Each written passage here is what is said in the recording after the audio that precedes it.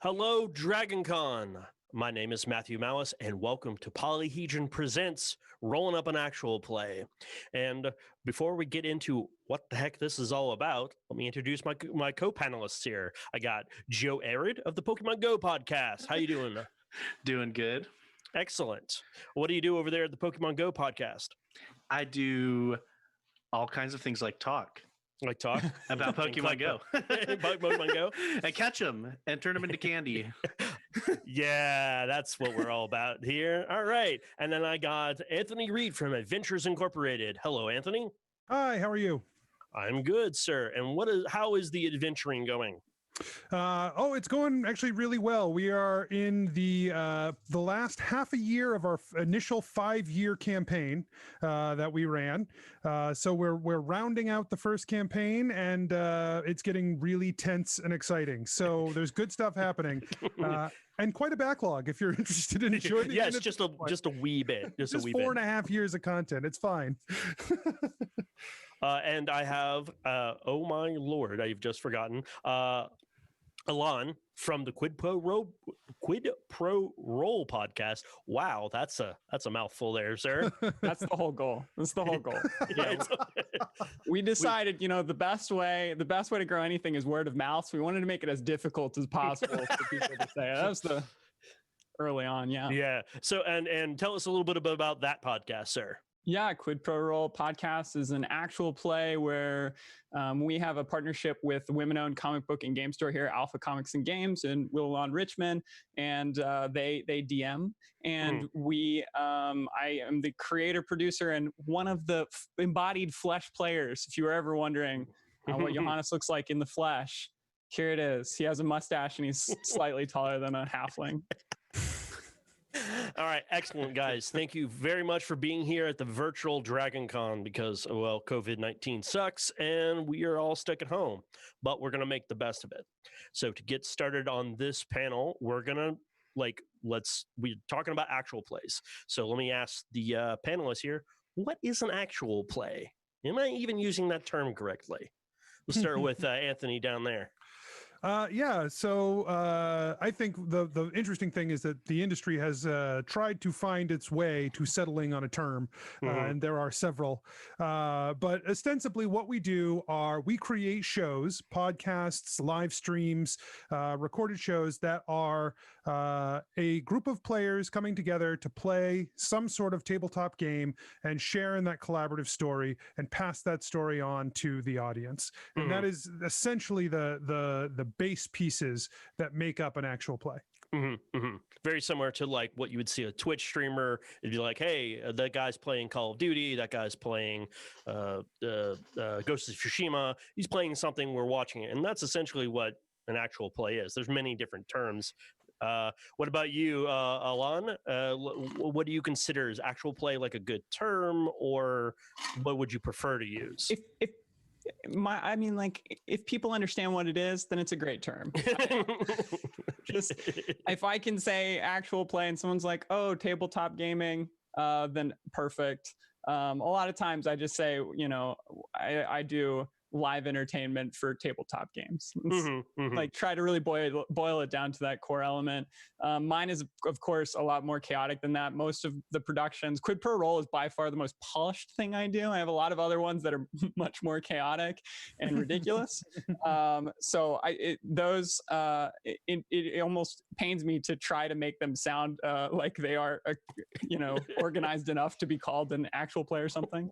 But yeah, as long as people understand what it is, I know that everybody's looking for terms, live play, actual play, dungeon play. I just want to make sure that people don't think we're doing something really weird in a dungeon, or not weird. Actually in a dungeon. Right.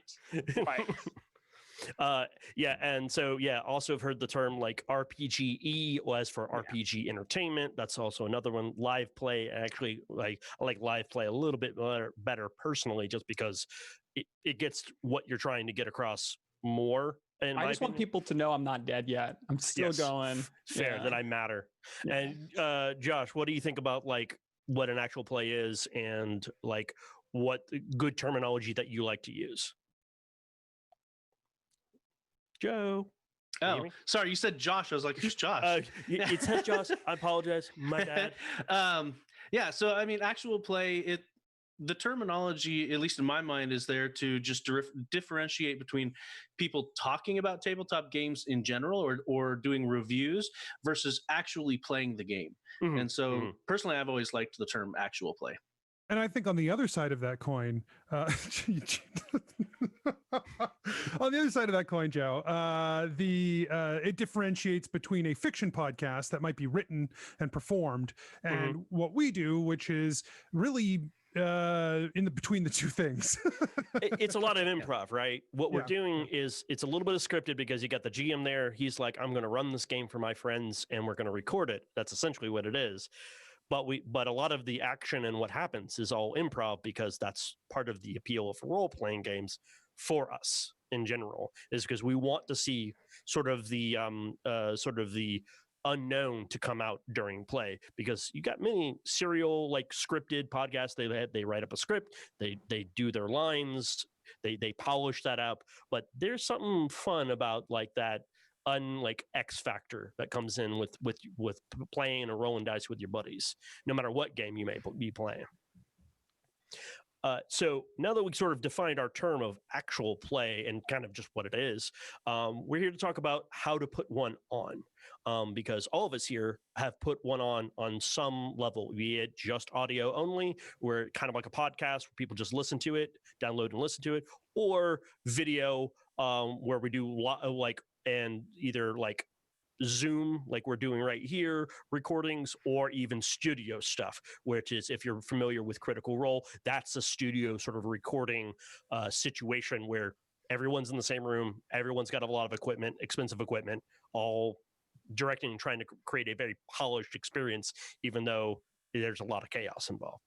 So let's go back over. Joe, tell us a little bit about your actual play and sort of the nuts and bolts of how you got started trying to do that. So mine's actually still in the works, but it all started because I had an idea for a world, and I was already a podcaster, and so I thought, hey, why don't I try to do this as a podcast? And so we'll see how successful it ends up being, but I've been having a lot of back and forth. It's going to be an actual play with me being the GM and actually several of my family members being the players. Ooh, and family game. Yeah. And so it's going to be a family game. It's going to be family friendly. And so there's been a lot of collaboration between me, my two brothers, and one of my sister-in-laws, just molding this world to how we want it. And, you know, with playing role-playing games in general, I think you need a lot of buy-in with the players. And so whenever I've done it, whether it be for a project like this or just to play, I always talk to my players. I try to get them invested in the world, get their feedback on the world, because when they're invested, they role play better. And so and the game is just a lot more fun. Oh yeah, absolutely, totally agree. Anthony, how was your sort of getting Adventures Incorporated? Because you've obviously been doing it for a really long time. So tell us a little bit about the nuts and bolts, how you got started there, and sort of how you sort of kept momentum going through that experience. Yeah. So about 5 years ago, I had a friend of mine come to me and say, you know, we had all been in an improv troupe together in college, and time had passed for a number of years, and we were all no longer, you know, we were in contact sporadically or whatever, and he had said, hey, we should all get together and play a game online. You know, we're all in different parts of the country, but let's play like a D&D game online as a way to just be connected. And I said, that sounds really cool. We will play twice and then we will never play again, because that's how D&D works. Lives are too busy, and the calendar monster slays us all, and so we'll just never ever do it again. Yeah, we'll talk about that later too. And I said, however, you know, we're all performers. Let's do a podcast. I was doing another podcast with my brother, and I said, you know what, let's make this into a podcast, and then we're beholden to, if like one person listens, we will be beholden to the audience and we will not let it go. And so now here we are 4.5 years later, and that's just how it worked out. I mean, we have made it into something that is just so important to us that it's almost hard to believe what it would be like without it. But that's where that came from, was a desire to continue to do the thing and make us accountable.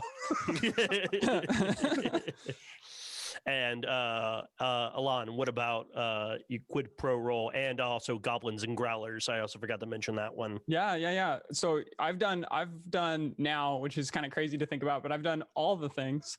The podcast, Quid Pro Roll's audio only podcast. But with Goblins and Growlers, we've done production games, full production, 3 cameras, bunch of mics, a lot of live mixing.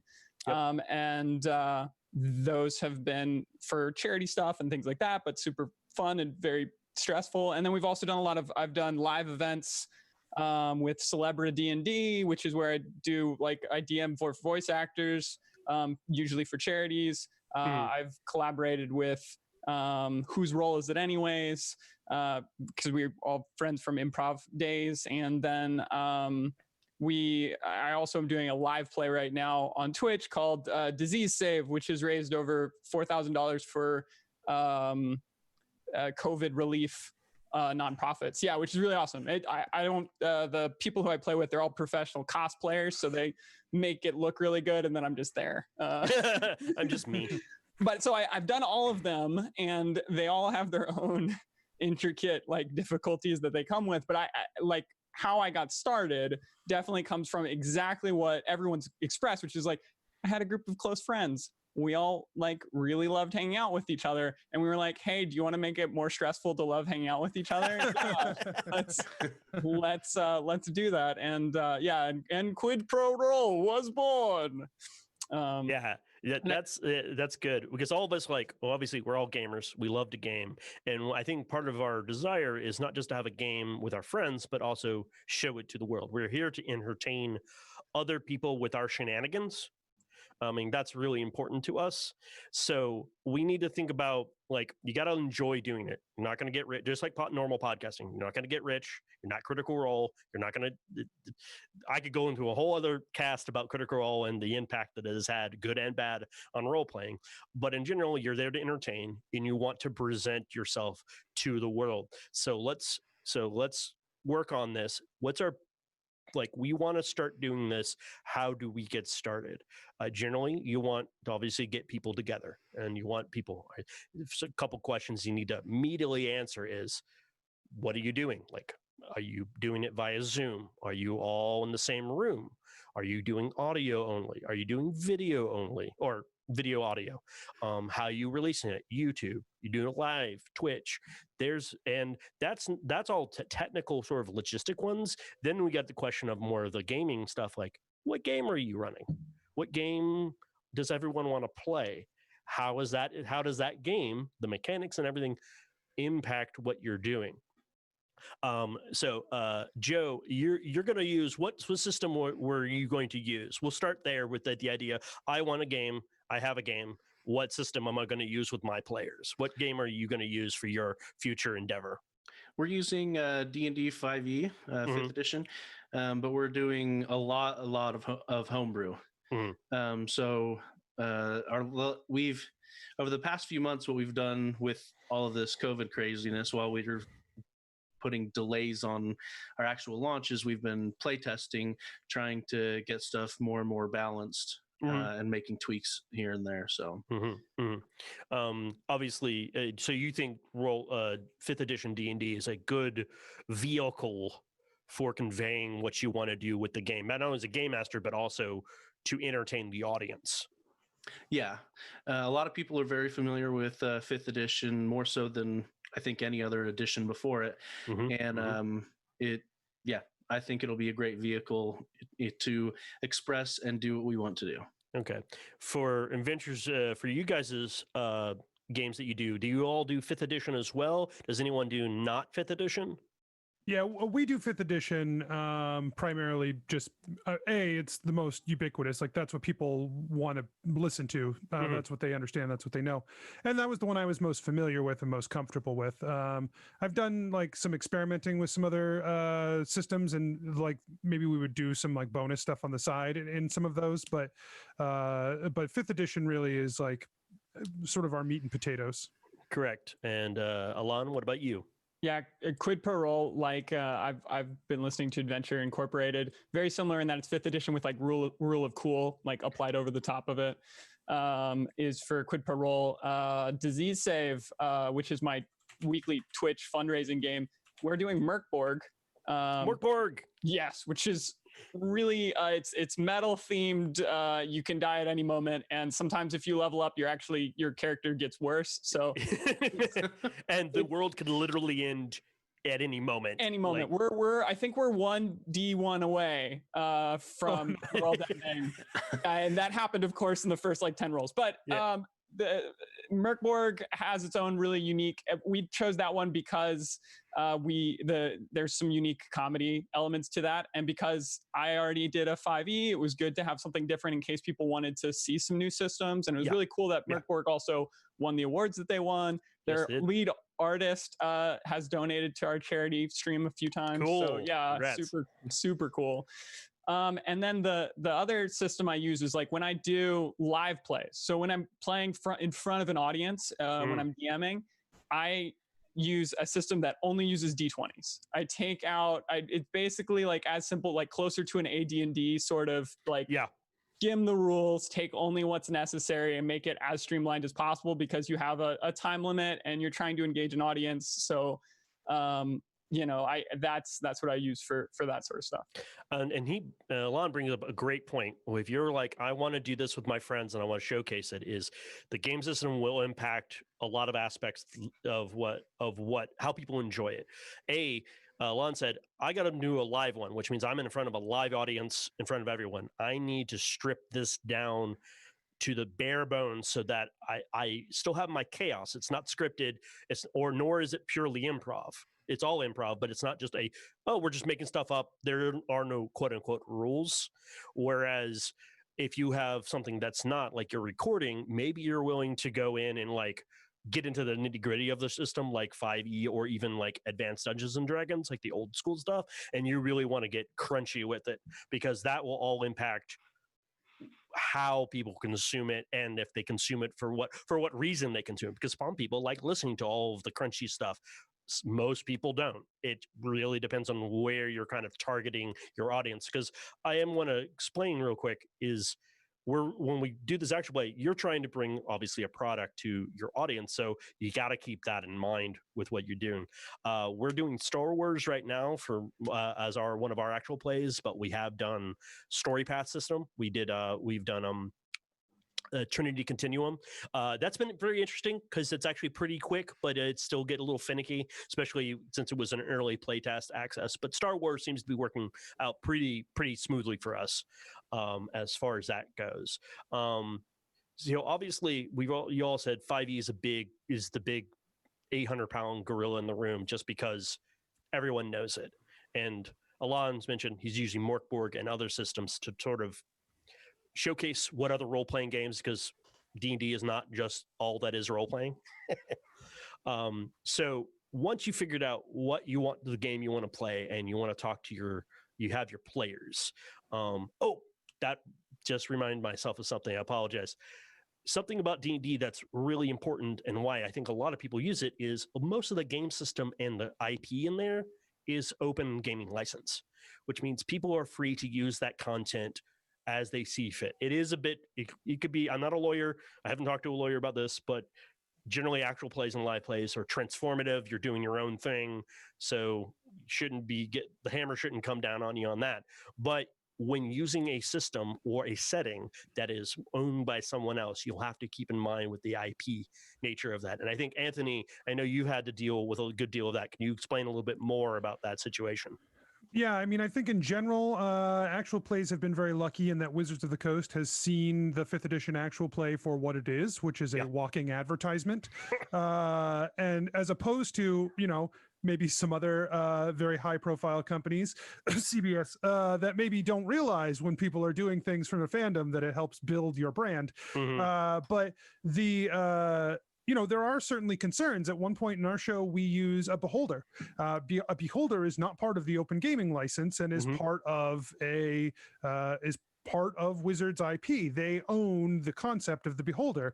And if we ever wanted to do something where we like sold rights to the show or something, that's something we would have to strip out and transform in a way. And ultimately it was a balancing decision that I wasn't sure at the time. And ultimately I chose to include them as I think they're so iconic to Dungeons and Dragons. But it's certainly something that, that's a concern that you might have if you're worried about how your show will, ownership of the IP within it would carry through. Right, exactly. It just did any of you guys, Joe or Alon, have you guys had to deal with the IP issue with either doing research or when you're actually doing your actual play? We have an IP lawyer. Ooh. So yeah, so we put on a lot of productions with Goblins and Growlers. That's started as an inclusive community building through live tabletop events community, and it's grown from there to the point where we have a lot of productions we put on. We have an art team. We create a bunch of art, and we have multiple times, like Beholder's a really good example. We had a really amazing art piece done by one of our art team, Sharon from Feral Fox. It was a beautiful beholder. It had makeup on and blush and huge eyelashes. And inside the eye, it said beauty. So it was beauty's in the eye of the beholder. Right. It's amazing. It was so good. We talked to our lawyer about putting that on a shirt, and our lawyer was like, no. There's been a lot of that where like we have to be really careful because we do make money on some of our production. The stuff that we do for charity, we're a little bit more like, okay, we'll let them come after us if they see us raising money for homeless cats or LGBTQ plus youth and decide that they don't want to be a part of that. But right, but most of the time we very intentionally avoid anything that's not free. Yeah. Anything that's IP, we try really hard to avoid because we just don't want to get into it, and our lawyer doesn't want us to get into it. Yeah, I can totally understand that. Yeah. And I will say real quick too, because of the audience that we have, if you're looking to start a podcast, if your goal is to be listened and to be, like Anthony talked about, like a walking billboard for the game system and the game and something that's entertaining and fun, you're in the clear. Like, don't look at what I'm talking about and think that that's a problem. You should be completely in the clear. And if you start getting big enough where it becomes an issue, a lot of times Wizards will partner with you or has shown that they are willing to partner with people to make that happen. Right. And not just Wizards, but Pathfinder, et cetera, et cetera. Paizo, that would be Paizo. Right. Thank you. I do think it's important to know, though, that is the climate we live in now, and we have been very lucky that Wizards has been so cool about it. Yeah. But that might not always be the case. Yeah, and I would say, like, if you start to get into where you're creating things for a Patreon, or if you're at, like, we go to conventions and we have a booth and we sell things that are tabletop oriented, consult a lawyer, consult an IP lawyer. That's where you're starting to get into some pretty hairy stuff. And unless you yourself know things about that, I know nothing. I know absolutely nothing. I can improv that I know a lot, but I know nothing. So that just something to consider for your podcast or your actual play or your live play. Yeah, please do, especially if you expect in the future, if you're really trying to aim for that popularity, you're trying to get big. If you're just a little outfit, you're just doing it to have fun and to showcase it to your world, go ahead. You can even contact, just like you said, Wizards. Most of these gaming companies, if you say, hey, I'm doing an actual play, and they'll help you promote. I know Onyx Path, they do a lot of like stuff on their official, they release a lot of actual plays on their YouTube that they've been gotten into in the last like year. And so they've obviously been partnering with a whole bunch of people to say, yeah, you can bring your content, put it on our channel. You'll get our publicity because it only helps us sell more books and sell the content that we get money off of. So everyone's happy. Everyone's making money. You shouldn't drag it all through the mud, as it were. Because if Wizards, if we were just pulled on that, that'd be harsh. That'd be so harsh. There'd be so much backlash to that. Well, And it wouldn't really work for anybody in this instance, right? No, Like, it wouldn't work for them, and it would just leave a lot of people real mad. But it's in their prerogative to do so, and it's important to remember that. Yeah, that's also. I know we're talking a lot about IP, and we'll skip off this in a second, but it's important because the way the United States IP law works is they have to defend their IP.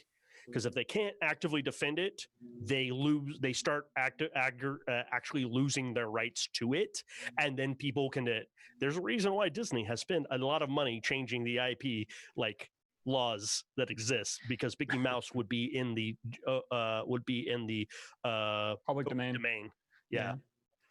Yeah, and just real quick, I know you said you wanted to get off this, but Yeah. No, go ahead, man. Wizards has done a ton to facilitate people being able to, like you said, they've been really cool about it, but they've got DM's Guild, and they've got resources, because you can go DM's Guild route, you could go the OGL route like you had mentioned before, you can do your own thing altogether, and so they do try to provide helps with whichever way you want to do it, to know kind of what you can and cannot use, and especially if you go, say, the DM's Guild route, they provide a bunch of stock art and things like that you can use with your own homebrew stuff that you want to post there. Yeah, he's absolutely correct. They have, as a lot of people say in the industry, in the RPG industry, where D&D goes, so does everyone else. And once the DM's Guild is seen to make a lot of money, and they've really curated a way of opening up their license to other people's use, a lot of other companies have almost the exact same policy. So I know Onyx Path has the Story Path Vault, whereas basically you can get art, you can get content, and you're allowed to actively create your own stuff and put it up, make money. Now, this is more RPG, like typing, making traditional book content, but I can see it very easily moving over into the digital audio video space of people allowing to use this IP in order to promote, because it just helps everyone, because everyone wants to be a part of it in one way or another. I'll also say, just as much as they have all these really cool resources for you to use their stuff, please, because you all out there are, just the fact that you're here, you're kind of a little bit of silly, ridiculous people, that you're thinking of even starting this. Like, a sane person wouldn't be here thinking about starting an actual play. Create your own stuff. We had a turducken chimera, right? And like, you can find some really ridiculous, really fun. I'm so glad Zarko came to. No, I was about to introduce our fifth co-panelist here, Zarko the cat. Anybody who Twitches watches me on Twitch would be mad if I didn't leave the chair for Zarko to come when she decided to. But like, make your own stuff, make some fun stuff. Then you never have to worry about IP. You can make, like we did a Rubik's cube of what's the acid cubes from Gelatinous cube. Yeah, gelatinous. We did a Rubik's gelatinous cube puzzle at one point. So like, things like that, like, you get creative, do your own silly stuff, because I think that finding like what's not IP and then making your own twists on it is a really fun process, and a lot of times will really engage your viewers into some cool stuff. That's stellar advice right there, because you are creating your own content, because you're just creating an actual play. So you're going to be in that creative mode anyways. Might as well try to flex those muscles even more and create your own thing, because you never know what may come out of it. So let's hop off the IP train, because that was a big part of what it's important. It could get you in a very sticky situation, even though you may not be thinking about it at the beginning of your sort of endeavor. So let's talk more about the logistics stuff. Like, I talked about microphones, cameras, and the format and what you would do. Joe, how do you want to sort of record and broadcast your content? What were you thinking? We're still debating on what voice over IP software we want to use. Right now we're leaning towards Skype, but we're not sure. Ultimately, you choose what works for you. But as far as physical space, because that's going to help determine sound and visual quality. We're going to be focusing primarily on podcasting, so we're not focused so much on the visual aspect.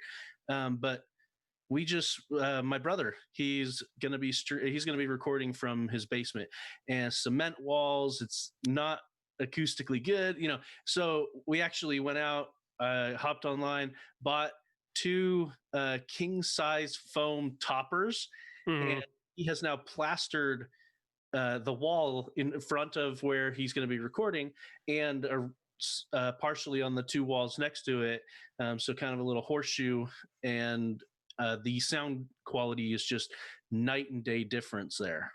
Good job. So just being cognizant of your recording area can help facilitate. But ultimately, I talked about that, but ultimately your initial goal, if you don't want to be spending too much money, is make your audio quality just so that it's not annoyingly bad. I can second that. I've heard a couple of people who are like, I want to do an actual play, and they would put one mic in the middle of their table and just turn the gain all the way up. And I'm like, oh, and then I was like, oh, well, let me listen to that and I'll see if I can clean it up. And I was like, nope, not doing it. We're all reacting. Even Charles, our phantom man in the sky, is even reacting to what I just said, because it matters as any sort of audio recording or podcasting is crap in, crap out. The better quality you get at the beginning, the better it's going to be on the editing on the back end. Always keep that in mind. Obviously, with podcasting, you also think, are you one channel mixing? Do you have multi-channel? Zoom is really cool, and because of COVID, I've had to do a lot with Zoom. And Zoom has a great function that you can record each person individually. That's fantastic. That's great. But if you record in the same space, that can also be a problem, because if you have multiple microphones, somebody's microphone will pick up another person, and that causes a huge problem because you're going to hear them in their track, and it's going to create this huge echoey effect that you can't clean up. You can't do really next to nothing about. So keep that in mind. What are you guys' experiences? We'll start with Anthony, about either just recording and what some of the equipment that you've used. Yeah, so the way that we handle recording now, and this has been a process that we've come to, is that everyone records their own audio locally. So when we record, we all play on Zoom. They record their own audio locally, and they send me the files that then I take and bring into. I use Adobe Audition because I have a .edu on my email address, and so it's feasible. I wonder how you got that. Podcast cheat codes 101. Yeah, work at a college. Do yourself a favor. I use Adobe Audition. I put the 6 audio recordings together, and then I line them all up, and then I keep them. I edit from there. Silencing people when they need to be silenced, or making cuts and dragging out over talking, like whatever needs to happen. And that lets us compress it down into an MP3 of decent quality, mono mixed, and send it out the door from there. But it wasn't always that way, right? And we've had our own challenges. We had 2 people who were both using condenser microphones, not dissimilar to this one, which has a great warm sound if you're in a room that can handle it. Right. And then they moved in together. So now they both had a condenser microphone in the same room, and that was not going to work. So, they had to make the change to go over to dynamic microphones, and, the process that we were able to work through over time. Everyone's in a much better place now with their microphone and their equipment, but it's also something that you can come to, right? Like, we have episodes of the show that someone messed up and we have to use the Zoom backup, and it's not perfect, but if you're always putting content out and the content is good, then, people are willing to allow you to grow and adapt and get better over time. as Right. long as you're getting better. If Yep. you're getting worse, that's a problem. Maybe your heart's not in it. Maybe Yeah. maybe you should be doing something else. Maybe But- that's your shtick. It's just a maybe. podcast that gets worse and worse and worse. It's just over time. a Watch me podcast, implode real time. yeah, I don't know. A podcast where the host is just like really terrible and getting worse all the time sounds terrible. I don't think anyone would be into that. No one. So but in general, like the audience is willing to come along in this journey with you to a certain extent, and as long as you have meet a base level of like quality at the beginning, you're okay to just keep getting better over time, and don't worry too much if like you don't have the perfect thing now. You can get something better as time goes on. Absolutely. yeah. Alon, what about you? And you had a lot more live experience, even in front of an audience, than we do. So give us a little bit of insight into that, as well as like the logistics that goes in and making sure you have good quality presentation. Yeah. So For your audience. right. I want to say at the top, like I've watched a number of right here on the digital media track. There's been a number of amazing audio engineer focused panels. DCTV is I think $10. It's like nothing. Buy it. Go and watch those panels. I know I'm kind of like sucking up to DragonCon right now, but seriously, they answer questions so far in depth that we can't touch on because we don't have the time to. Right. But will really help you, especially if you're starting a podcast. But that goes doubly for live. We own our microphones. We have an audio mixing board. We have all of that gear, not because you always need it at all the venues you go to, but because you're going to need something. There's always something. And if you don't plan for it and it's a live event and it goes on at 8 and you have to be set up at 7 and the doors actually like open at 6 or whatever, it becomes such a crunch. And not only that, but hire an audio engineer. Do yourself a favor. If you can get an A&V person, then the like greatest thing you can possibly do for yourself is because you're trying to get into like, especially if you are one of the performers, whether you're a player or whether you're the DM or et cetera, you're going to have your own whole lot of stress to deal with. I always do improv warm-ups outside with people, with my casts, to try to, back in the before times when you would be able to do live events. We would would be with people in the same room. Right. But so you have, there's so many moving parts. Having somebody who's going to manage that, who is not going to be on stage, is really important. And having somebody who's going to manage specifically just the audio and video in case you have any issues is really important. There's so many more things that I've learned through failing, unfortunately. And a lot of times, I can't remember who it was. It might have been Joe. It might have been Charles. But somebody in chat said, experience is the thing you get right after you most needed it. Perfect. Right, that's the case. So if you're planning on doing those live events, the first thing I'd say is like find some DragonCon panels where people talk about it and see if you can learn the mistakes before you yourself have to make them. Yeah. And never underestimate the importance of having somebody who is like a manager. Even if you don't have like a manager, we do, but whatever works, but just don't underestimate the importance of having somebody who's not on stage, who's not doing, but who is generally overseeing things. And that's a good point. Instead of what we talked about equipment, human beings are also the resource. They are a piece. I hate to say this, it's gonna sound bad, are a piece of equipment. No, they are a human resource for you to use to present the best quality thing that you can. That will take money and that will take time and that will take experience. But as things go on, and if you're committed to doing it, you will all get better. I do see we have questions in the chat. I will hit them up. We're about 10 minutes. When we're 10 minutes out, we'll present them. So if you have any more, make sure you're putting them in the chat so we can see them. But what I wanted to get to before we get to those questions is something we hit on at the beginning that's very important. That is the Vorpal sword to all role players is scheduling. Scheduling, because I'm going through this right now. I'm starting a new group. It's obviously not a recording. It's just us playing, and scheduling is a nightmare. Joe, how are you handling scheduling? I know you haven't started recording. How do you think you're going to handle scheduling? The plan is to record 2 episodes at a time, and we're not going to release any until we have at least 4 or 5 in the tank already, because we're not... it's not like it's something that is time sensitive. And so just delaying it like that isn't going to be a problem. Like with Pokemon Go podcast, that's very topical. It's very time sensitive. This is what updated, but this is stuff that we are creating. And so having a backlog so that if we miss a week here or there because it's someone's anniversary or it's a holiday, you know, something like that, or somebody gets sick, then we don't have to stress about trying to rush it. We have a back catalog of stuff that we can put out. That's an insanely smart advice right there from Joe. You have a back catalog so that you can work around it. There are a lot of people I've heard that are like, we do it like every 2 weeks, and maybe you can keep that up for a long period of time, but then there will just be chunks of time where you're like, we can't put anything out because we couldn't record. Anthony, how has scheduling been for you and yours? Obviously 5 years of experience have taught you a few things. Certainly. One thing that it taught us, like, is exactly what you're talking about, that you need to, you know, we can't live recording to release like that. There has to be some amount of space there. First of all, a show like this takes time to edit.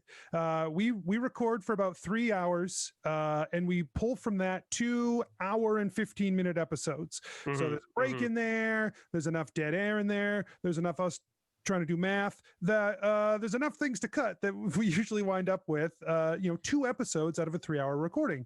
And so sometimes we get to record 2 weeks in a row, sometimes it's once a month. And so you got to make sure that there's enough room there for you to breathe, that if something comes up, if people's lives are the way that people's lives are, we're all adults, we all have other things going on, that we have never missed a release. And if I have any way of helping it, we never will, because to me, that is the most important thing, is making sure that every Monday when people are doing their thing, or whatever day you release on, that's when people want to engage in your content. And if it's not there, they will go somewhere else. There's a lot out there. And so if you're not there for them, they're happy to find someone who is. As sad as it is, it's true. It's a buyer's market, as it were. They can go somewhere else, and they may really love you. And if you come back the next week, you'd be like, okay, that's cool, your guys are fine. But if you're like, we skipped 2 months, they're not going to be there anymore. Yeah. And we were very lucky in that the way that we do the show is already sort of COVID proof. So when the pandemic hit, we recorded twice as often because we could. No one else had anything else going on. So like, I'm working on a very nice little nest egg. Hopefully, I mean, our goal right now as we wrap up toward the end of the campaign is to have a few months to begin prepping on the next campaign, or just relax. Relax.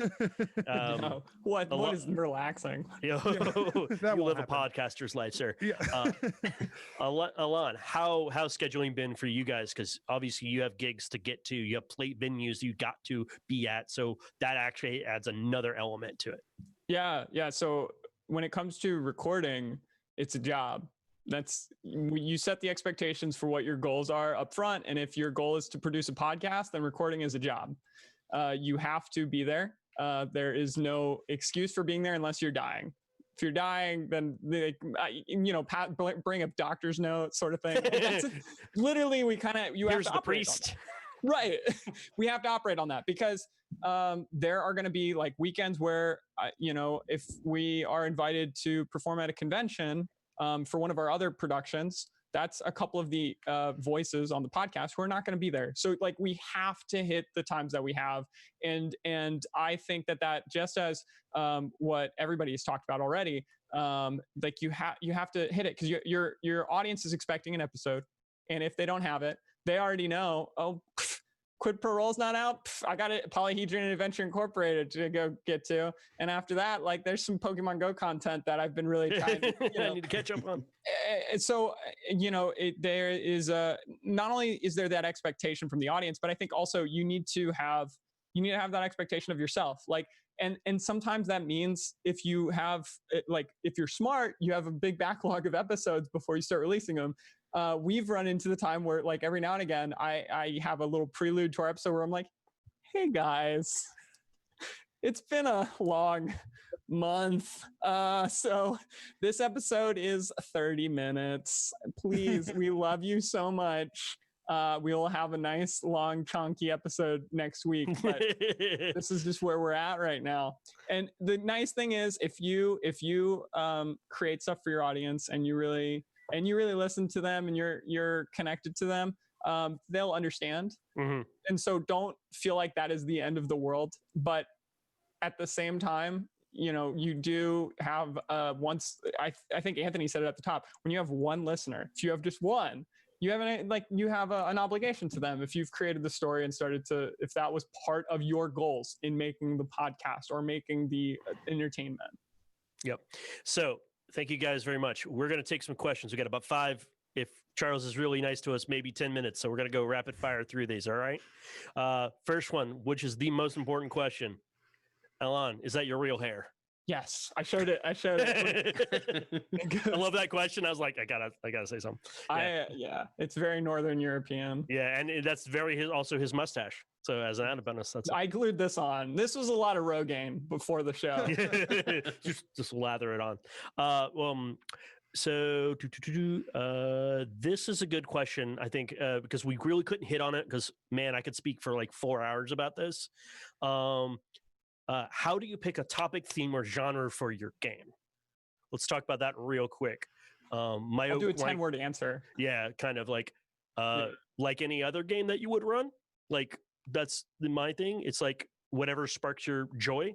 We'll go with Joe, because Joe is getting in on that horse. So sparking your joy is a great place to start, but if you want to be a long-lasting podcast, you better do something, do a genre game and stuff that you can do long-term, that you have fun with continuously, because like somebody said in chat, at some point it might become too big to quit. You feel that obligation to keep going, and this is supposed to be fun. It's a hobby. Like you said earlier, you're not going to get rich being a podcaster. 99% of people aren't getting rich being a podcaster. And so do something that you can love long term. Mm-hmm. Yeah, pick something. There's a reason why D&D and fantasy is a big thing. It's easy to kind of extend out. Call Cthulhu, that's going to probably be a little more short term. What about Anthony Reed? Alan and Anthony, you guys got any comments about this question? Yeah, I mean, this is just such a deeply personal thing, right? Like, if you aren't playing the game you want to play, no one else is going to want to play it with you. And if you aren't having fun, no solid. one else is going to have fun. Make it fun. Yeah. Everything that I've been able to do has been a result of us just having fun. Yep. Yeah. And getting lucky. Yeah. So you're going to probably fail, but fail forward, as we put in the RPG terms.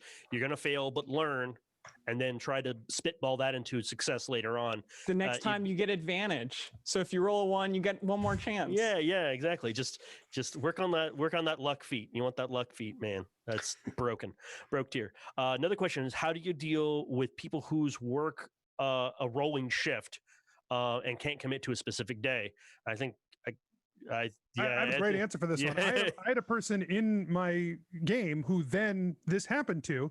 And so one of the things that we did was basically he had another spirit in his mind that, like, if he wasn't there and he couldn't play his character, I just had that spirit show up and be like, yeah, I'm just following you guys, right? Like we made, like, it was a plot reason, there was a story around it, it wove into the thing to a point where you might notice his absence, but it wasn't felt in the game world as an absence. And that helped to push that forward. It was super unfortunate, and as soon as we could get it rectified, and anytime we could record with him, we would rather record with him. But on the times it didn't happen, the dude was a doctor. What am I going to do? Tell him not to go doctor? So every once in a while we had to create circumstances in game by which he could be not there and have it not feel weird. Yeah. Sometimes you got to get creative. I got to jump in because we got to roll out here in a few minutes. So I apologize. I wish it was like normal DragonCon where you could talk. We could go outside the panel room. We could talk for another hour about whatever we wanted to talk about, answer everyone's questions, but we just can't do that. So I want to thank everyone for coming on. I appreciate them. So we're going to go around the room for pluggables. Joe, pluggables. All right. Pokemon Go podcast. You can find us on Twitter at Pokemon Go Pod. And if you want to check in on my upcoming project, just Google search Assorted Geekdom. Sword of Geekdom. Got it. Assorted Geekdom. Sorry. I thought it was a sword. All right. Anthony, what about you, big man? Adventure Incorporated. It's at adventuringpod.com and at adventuringpod on Twitter. And if you're really into 300 hours of audio, buckle up. Here we go. Here you go. Hope you like it. And Alon, thank you very much. Where can people find you on the Interbutts? I want to say real quick, Anthony also has a live pre-recorded D&D show coming at 2 a.m. tonight. That's right. So and if you're Alon like, is on it. if you're like, I guessed, but and so does Matthew. If you're like, hey, I need to figure out if the 4.5 years are right for me, check that out. Anthony's amazing. Anthony's amazing. If you love it, put a ring on it. What? You can find, like I said, I do a lot of things. The easiest way to follow me is to follow Goblins and Growlers. Go to goblinsandgrowlers.com. It links to all of our cool, unique stuff, including merch if you're excited about that. The other thing, and our Patreon if you're really excited. And the other thing is I am at the Dungeon Meowster on Instagram. So if you're really into fundraising for cats and homeless cats and TNR and stuff like that, or LGBTQ plus youth, you can follow me at the Dungeon Meowster. All right, excellent. And you can find me at PolyhedronCast on Twitter or polyhedroncast@gmail.com. If you want to know more about our show, just look us up on any of the podcatchers. We should be there. Also, patreon.com/polyhedron. You'll take us right to it if you really want to throw us a buck and help support us.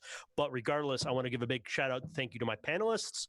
Thank you to Charles. Thank you to DragonCon for hosting this panel and providing hopefully some insight into the world of the new sort of space of actual plays for role-playing games. And if you really like this, make sure you give feedback to DragonCon that you want us back next year. Because we got more we could just throw at you guys, promise. So from everyone here at Polyhedron, go where your fun is and go roll some dice.